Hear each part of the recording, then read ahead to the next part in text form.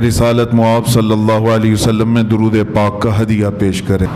عزیزان گرامی وقار، آج محفل ذکر قائم کی گئی ہے۔ اللہ تبارک و تعالیٰ نے قرآن عظیم میں ارشاد فرمایا وَذَكِّرْ فَإِنَّ الذِّكْرَىٰ تَنفَعُ الْمُؤْمِنِينَ، اور یاد دلاؤ مومنوں کو، ذکر کرو اس لیے کہ یہ ذکر مومنوں کو نفع پہنچتا ہے، نفع دیتا ہے۔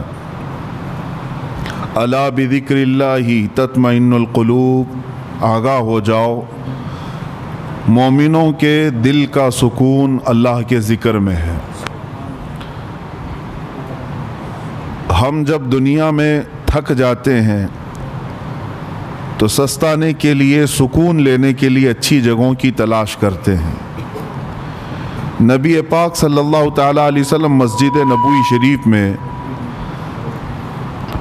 ایک مرتبہ تشریف لائے تو دیکھا دو محفلیں لگی ہوئی تھیں صحابہ کی۔ ایک محفل ایسی تھی جس میں صحابہ اکرام اللہ کا ذکر کر رہے تھے، اور ایک محفل ایسی تھی جس میں صحابہ اکرام علم حاصل کر رہے تھے، یعنی علم دین سیکھ رہے تھے، سکھا رہے تھے آپس میں ایک دوسرے کو۔ نبی پاک صلی اللہ تعالیٰ علیہ وسلم جب وہاں سے گزرے تو اپنے ساتھ ایک صحابی تھے، ان سے ارشاد فرمایا جب تم اللہ کے باغیچوں کے پاس سے گزرو تو کچھ پھل کھا لیا کرو، جب تم اللہ کے باغیچوں کے پاس سے گزرو تو کچھ پھل کھا لیا کرو۔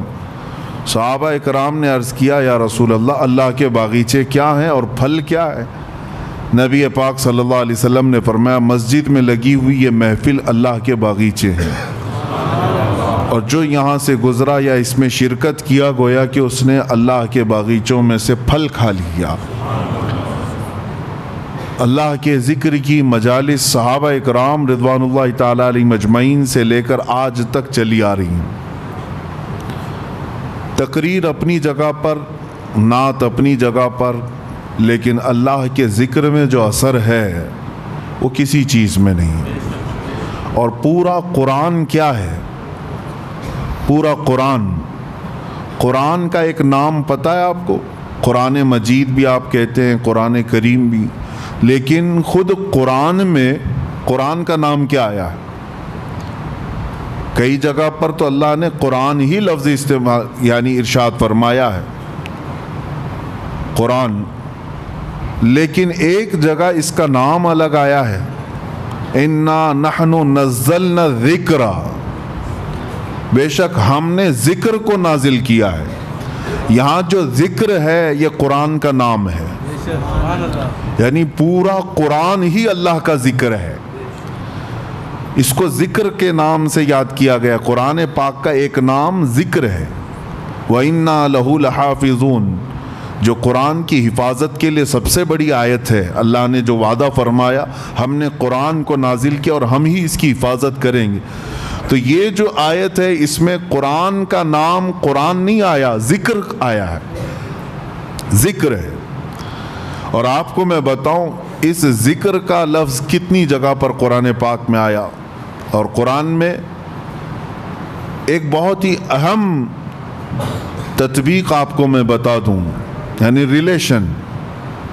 ایک جگہ قرآن میں یہ فرمایا کہ بے شک ہم نے ذکر نازل فرمایا، ذکر سے مراد یہاں کیا ہے؟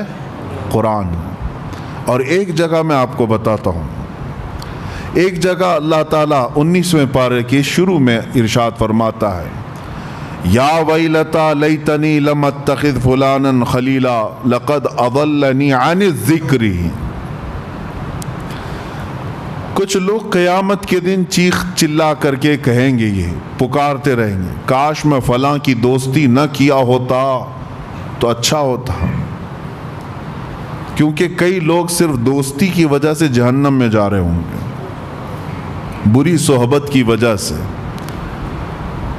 لیکن وہاں پر جو بندہ یہ کہے گا یا ویلتا لیتنی لم اتخذ فلانا خلیلا، فلاں کو میں دوست نہیں بنایا ہوتا تو اچھا ہوتا، تو وہ دوست اس کو کیا کیا تھا ایسا دنیا میں جس کی وجہ سے وہ وہاں واویلا مچا رہا ہے قیامت کے دن؟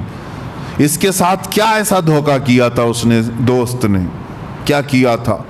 گمراہ کیا یا کس چیز پر مبتلا کر دیا، جھوٹ پر یا کسی اور گناہ پر؟ نہیں، وہ بندہ خود ہی پکار کر کہہ رہا ہے قیامت کے دن۔ اس کی دوستی سے سب سے بڑا نقصان ہوا کیا؟ وہ کہتا ہے لقد اضلنی عن الذکر، مجھے اس بندے نے ذکر سے روک دیا تھا، ذکر سے روک دیا تھا۔ قیامت کے دن یہ خود جو جہنم میں جا رہا ہے وہ کہے گا کہ مجھے اس نے ذکر سے روک دیا تھا۔ اب مفسرین فرماتے ہیں وہاں کون سا ذکر مراد ہے؟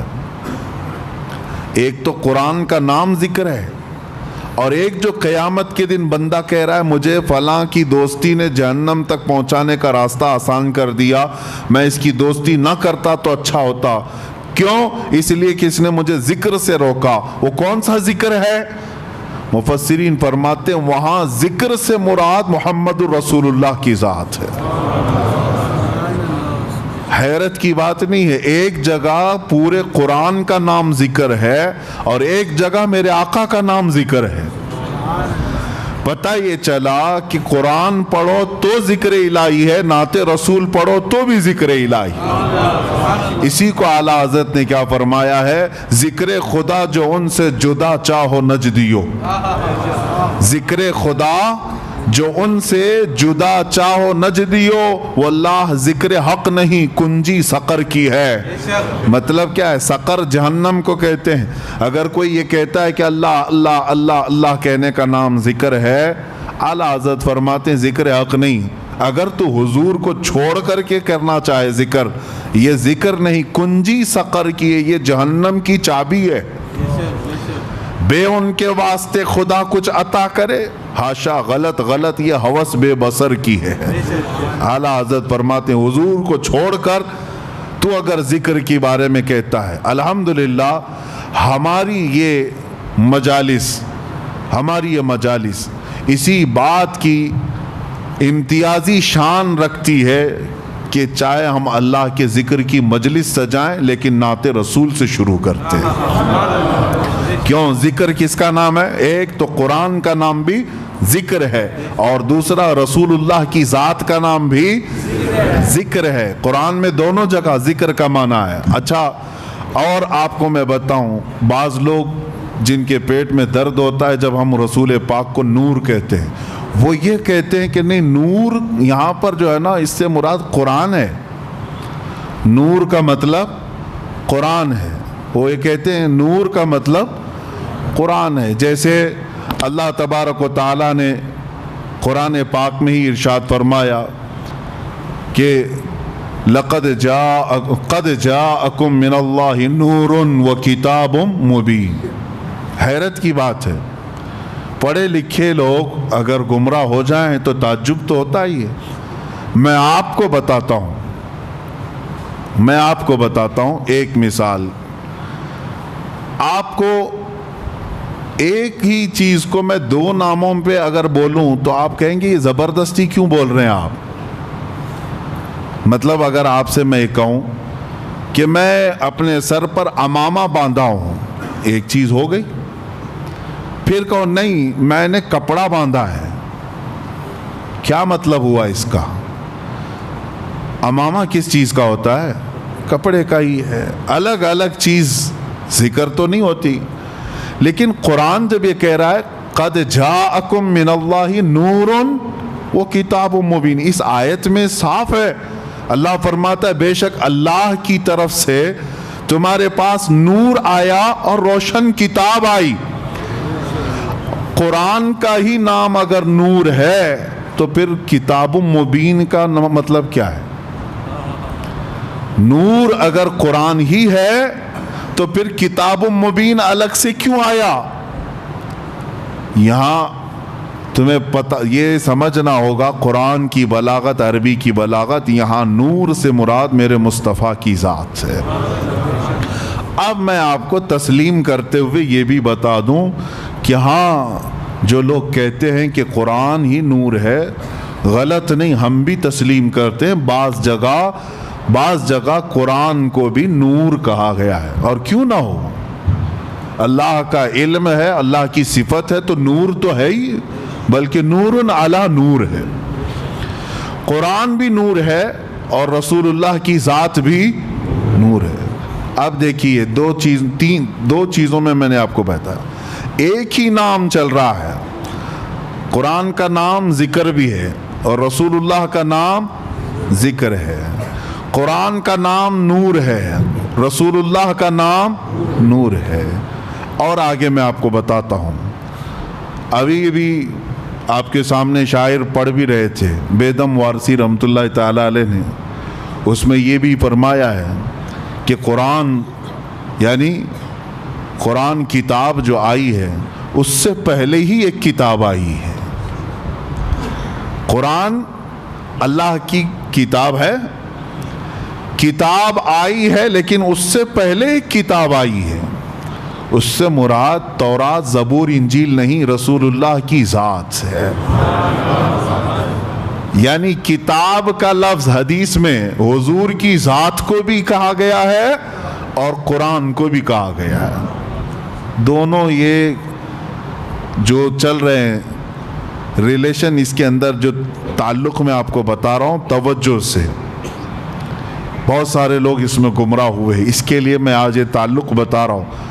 ذکر کس کا نام ہے؟ قرآن کا، اور ذکر کس کا نام ہے؟ رسول اللہ کا۔ نور قرآن کا نام ہے اور نور رسول اللہ کا نام۔ کتاب قرآن کو کہا گیا ہے، کتاب رسول اللہ کی ذات کو۔ آپ سوال کر سکتے ہیں ایک ذات بھلا کتاب کیسے ہو سکتی ہے؟ ایک ذات، اس کو کتاب کیسے کہہ سکتے ہیں؟ کتاب میرے عزیزو آپ کو سمجھنا ہوگا کہ کتاب کیوں پڑھی جاتی ہے، کتاب سے حاصل کیا ہوتا ہے۔ کتاب پڑھ کر کے آدمی کچھ نالج لیتا ہے نا، کچھ سمجھتا ہے اور کچھ اس کو نئی معلومات حاصل ہوتی ہیں، اسی لیے تو کتاب ہوتی ہے۔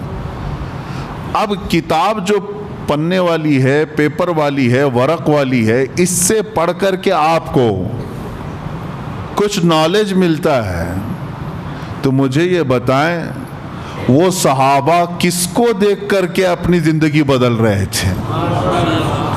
وہ صحابہ قرآن ابھی جو نہیں پڑھے تھے، قرآن پورا آیا ہی نہیں تھا، اس سے پہلے ہی ان کی زندگیوں میں بہت بڑا انقلاب آیا تھا۔ وہ کون سی کتاب پڑھ رہے تھے؟ تمہیں ماننا ہوگا وہ کتاب یہ نہیں، وہ کتاب ذات رسول کو پڑھ رہے تھے۔ کتاب دونوں نام ہو گئے، دونوں نام ہو گئے۔ اب آئیے اور ایک میں کمبینیشن بتاؤں، سب سے پہلے کون پیدا ہوا دنیا میں؟ سب سے پہلے کیا پیدا ہوا؟ حدیثیں الگ الگ ہیں۔ سنیوں میں مشہور ہے کہ حضور صلی اللہ تعالیٰ علیہ وسلم نے ارشاد فرمایا کہ سب سے پہلے اللہ نے میرے، باقی آپ ہی کمپلیٹ کر رہے ہیں۔ پتہ ہے، ہر سنی کو پتہ ہے کہ سب جانتے ہیں حضور نے فرمایا سب سے پہلے اللہ نے، حضور نے کیا فرمایا؟ میرے نور کو پیدا۔ یہ سب کو پتہ ہے، لیکن حدیث اور بھی ہے۔ ایک حدیث میں میرے آقا صلی اللہ علیہ وسلم فرماتے ہیں سب سے پہلے اللہ تعالیٰ نے قلم کو پیدا کیا، سب سے پہلے اللہ نے قلم کو پیدا کیا۔ اور ایک حدیث میں ہے حضور اکرم صلی اللہ تعالیٰ علیہ وسلم فرماتے ہیں سب سے پہلے اللہ تعالیٰ نے لوح محفوظ کو پیدا کیا۔ ساری کائنات سے پہلے کسی بھی چیز کا ذکر نہیں ہے وہاں، کسی بھی نور کا ذکر نہیں۔ حضور نے فرمایا سب سے پہلے اللہ تعالیٰ نے لوح محفوظ کو پیدا کی، تختی جس پر ساری کائنات لکھی گئی ہے، یہ لوح محفوظ کو۔ اب تطبیق دے کر کے بتاؤ، حضور پاک صلی اللہ تعالیٰ علیہ وسلم نے ایک حدیث میں فرمایا سب سے پہلے اللہ نے میرے نور کو پیدا کیا، ایک حدیث میں حضور فرما رہے ہیں سب سے پہلے اللہ نے قلم کو پیدا کیا، ایک حدیث میں فرما رہے ہیں سب سے پہلے اللہ نے لوح محفوظ کو پیدا کیا۔ آخر سب سے پہلے آیا کون؟ تو یہ فیصلہ جو ہے صرف عاشقان رسول کر سکتے ہیں. فنا پھر رسول، عاشق رسول اقبال لاہوری فرماتے ہیں، قلندر لاہوری علامہ اقبال یہ کہتے ہیں اس کا فیصلہ یہ ہے یا رسول اللہ لوح بھی تو قلم بھی تو، تیرا وجود الکتاب، ساری چیزیں آپ ہیں یا رسول اللہ. جو حدیث میں حضور نے فرمایا لوح پہلے پیدا ہوا، قلم پہلے پیدا ہوا، کتاب پہلے پیدا ہوئی، اقبال نے کہہ دیا یہ ساری چیزیں نام الگ الگ ہیں، سب کا مراد ایک ہی ہے یا رسول اللہ لوح بھی تو قلم بھی تو، تیرا وجود الکتاب، گنبد آبگینہ رنگ تیرے محیط میں حباب. اور پھر ایک جگہ اقبال یہ کہتے ہیں کہ نگاہ عشق و مستی میں وہی اول وہی آخر. ہاں ایک مسئلہ یہ بھی ہے کہ رسول کریم صلی اللہ تعالیٰ علیہ وسلم سب سے پہلے پیدا ہوئے، سب سے پہلے پیدا ہوئے، اور پھر سب سے اخیر میں آئے، سب سے اخیر میں آئے. اس کو بعض شارحین یوں کہتے ہیں کہ بیج زمین میں بویا جاتا ہے، زمین میں سب سے پہلی چیز کیا ہوئی؟ بیج. بیج سے پودا نکلا، پودے سے شاخیں بڑھتی گئی، درخت ہو گیا، درخت ہو جانے کے بعد ٹہنیاں، پتے، پھر اس کے بعد پھول لگے، پھول کے بعد پھل آئے، اور پھل کے بعد اندر کیا نکلا؟ بیج. یعنی اس درخت کی آخری چیز وہی بیج ہے جو زمین میں ہم نے بویا تھا. جو زمین میں بیج تھا وہی پکنے کے بعد اخیر میں وہی بیج آیا. تو اقبال یہ کہتے ہیں نگاہ عشق و مستی میں وہی اول وہی آخر. اب جو رسول اللہ صلی اللہ تعالیٰ علیہ وسلم کی حدیثیں ہیں اس میں ایک بات کی طرف میں آپ کو لے کر کے آ رہا ہوں. ذکر کیا ہے، کتاب کیا ہے، نور کیا ہے، لوح کیا ہے، قلم کیا ہے؟ اقبال کہتے ہیں نگاہ عشق و مستی میں وہی اول وہی آخر، وہی قرآن وہی فرقان وہی یاسین وہی طٰہٰ. سب ذات رسول اللہ صلی اللہ تعالیٰ علیہ وسلم کی طرف ہے. بہرحال میرے عزیزو، ذکر الہی میں اگر نبی پاک صلی اللہ تعالیٰ علیہ وسلم کا ذکر نہ ہو تو پھر وہ ذکر کی مجلس ہی نہیں ہے، ذکر کی مجلس ہی نہیں ہے. اور اگر کوئی پہنچا ہوا آدمی دعویٰ کرتا ہے کہ فلاں بہت پہنچے ہوئے ہیں، اللہ والے ہیں، اور ان کے اندر شریعت ہے ہی نہیں، میرے آقا صلی اللہ علیہ وسلم کی محبت ہے ہی نہیں، تو سمجھ لینا کہ وہ کھلا شیطان ہے. چاہے وہ تمہارے سامنے شعبدہ بازی کر کے دکھائے، جس کو تم کرامت سمجھتے ہوں گے، آسمان میں اڑ کر کے دکھائے، پانی میں چل کر کے دکھائے، اگر میرے مصطفیٰ کی محبت نہیں تو وہ شیطان ہے، وہ شیطان ہے. کیوں؟ اعلیٰ حضرت نے بھی فرمایا بخدا خدا کا یہی ہے در. اللہ تک پہنچنا ہے تو میرے مصطفیٰ کی ذات سے ہی جانا ہوگا، نہیں اور کوئی مفر مقر. جو وہاں سے ہو یہیں آ کے ہو، جو یہاں نہیں تو وہاں نہیں. حضور پاک صلی اللہ تعالیٰ علیہ وسلم کی طرف ہم سب کو چلنا ہے. عزیزان گرامی وقار، میں تقریر کی غرض سے نہیں بیٹھا، مجلس ذکر ہماری قائم کرنی ہے، اس سے پہلے دلوں کو گرم ہونا بھی ضروری ہے. اور ہمیں پتہ ہے سنیوں کے دل گرم ہوتے ہیں تو نام مصطفیٰ سے ہوتے ہیں، اور جب تڑپ پیدا ہو جائے میرے مصطفیٰ کی محبت کی تو دل جب کھل جاتا ہے اور اللہ کے ذکر کی برکتیں اس میں اترنے لگتی ہیں. جو بند دل ہیں یا زنگ آلود ہیں اس کو چھانٹنے کے لیے میرے مصطفیٰ کا ذکر کافی ہے. جس کے سینے میں محبت مصطفیٰ ہو وہ یاد آتے ہی اس کا دل مچلنے لگتا ہے، دل دھڑکنے لگتا ہے، اور جب دل دھڑکنے لگے تو اس گرما گرمی میں ہی اسے سب کچھ دیا جاتا ہے. آپ کو پتہ ہے بہت ساری چیزیں نقش کرنے کے لیے تپانا پڑتا ہے. ہاں، سونے کو نقش کرنے کے لیے پہلے آگ میں تپایا جاتا ہے. جب وہ گرم ہو جائے تو چھوٹی سی ہتھوڑی سے اس پر اچھا خاصا نقش بن جاتا ہے.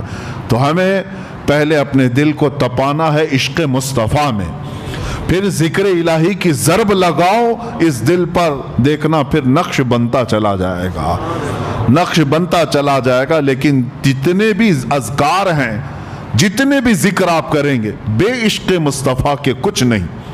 ہمارے بزرگوں نے فرمایا، بہت سارے مدرسے ہیں آج، ہاں حضور کی گستاخی بھی کرتے ہیں اور بخاری بھی پڑھاتے ہیں، حضور پاک صلی اللہ تعالیٰ علیہ وسلم کی توہین بھی چلتی ہے، حضور کو ہلکا جانتے ہیں، کبھی بڑا بھائی، کبھی پیٹھ پیچھے کا علم نہیں، یہ ساری باتیں، لیکن پھر حضور کی حدیثیں بھی پڑھتے ہیں، وہ بخاری بھی یاد ہے ان کو۔ یہ کیا مسئلہ ہے؟ تو ان کے لیے کہا گیا یہ صرف اور صرف اوپر کا مسئلہ ہے، بے عشق مصطفیٰ پڑھتے ہیں جو بخاری۔ ہمارے بزرگوں نے فرمایا بے عشق مصطفیٰ پڑھتے ہیں جو بخاری، آتا ہے بخار ان کو، آتی نہیں بخاری۔ بخاری کا مطلب یہ نہیں ہے کہ انما الاعمال بالنیات پڑھ دیا، کلمتان حبیبتان الی الرحمن حدیث پڑھ دیا۔ بخاری کا مطلب یہ لفظی احادیث پڑھنا نہیں ہے، بخاری کا مطلب یہ ہے، ایک بزرگ کی بات میں بتاتا ہوں، احمد آباد کے رہنے والے تھے غالباً، تو وہ ان کے متعلق مشہور تھا پڑھے لکھے نہیں ہیں، بہت سارے لوگ یہ سمجھتے تھے، وہ جذب کے عالم میں رہتے تھے، پرانے کپڑے، پراگندہ بال، ذکر الہی میں مشغول،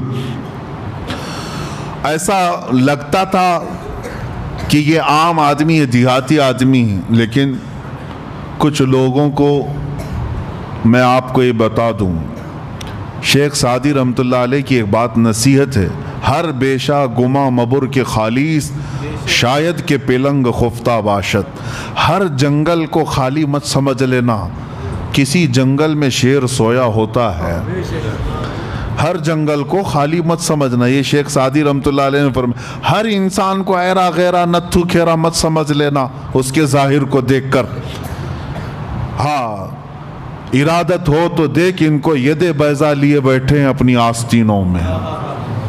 کچھ فقراء، کچھ قلندر ایسے ہوتے ہیں۔ تو یہ درویش جن کے بارے میں بتا رہا ہوں، اللہ والے تھے، ذکر الہی میں رہتے تھے، لیکن مدرسے میں پڑھنے والے طلباء اور کچھ علماء وہ مذاق بھی اڑاتے تھے، لوگ خامخواہ پیچھے چلتے رہتے ہیں اس بوڑھے کے، کیا آتا جاتا تو کچھ ہے نہیں۔ تو ان لوگوں نے سب لوگوں کو الگ الگ ورغلایا بھی۔ ایک دن لوگوں نے کہا نہیں بابا اللہ اور اس کے رسول کا ہی ذکر کرتے ہیں، کہا کچھ نہیں ہے، پڑھے لکھے نہیں ہے وہ۔ تو یہ باتیں بہت پھیل گئی۔ تو ایک دن اس درویش کے پاس کچھ طلباء آئے، کچھ علماء آئے، کہا کہ بابا جی ہم آپ سے بہت متاثر ہیں، انسپائر ہیں آپ سے بہت زیادہ، اور ہم آپ کی بڑی عزت کرتے ہیں، ہم آپ کو اپنے مدرسے میں مہمان بلا کر کے لے جا رہے ہیں، آئیے۔ توہین تھی، مدرسے میں لے آئے اور سیدھے مسند پر بٹھا دیے جہاں بخاری شریف پڑھائی جاتی تھی۔ جو شیخ الحدیث بیٹھتے تھے کہا کہ بابا جی بیٹھے، ہم آپ سے فیض اٹھانا چاہتے ہیں، بخاری شریف پڑھائیں۔ وہ ڈھکوسلے پیر نہیں تھے جو لوگوں کے چورے پر اپنی زندگی گزارتے ہوں، وہ فنا فی اللہ تھے۔ یہ اور بات ہے کہ ظاہراً ان کے خد و خال غریبوں سے نظر آتے تھے، بیٹھے کہا کہ بیٹا میری یہ مجال نہیں ہے، یہ میرا میدان نہیں ہے، مجھے اس سے دور رکھو۔ انہوں نے کہا نہیں، بڑا چرچہ آپ کا ہے، آج آپ کو بخاری پڑھانا ہی، بخاری پڑھانی ہے۔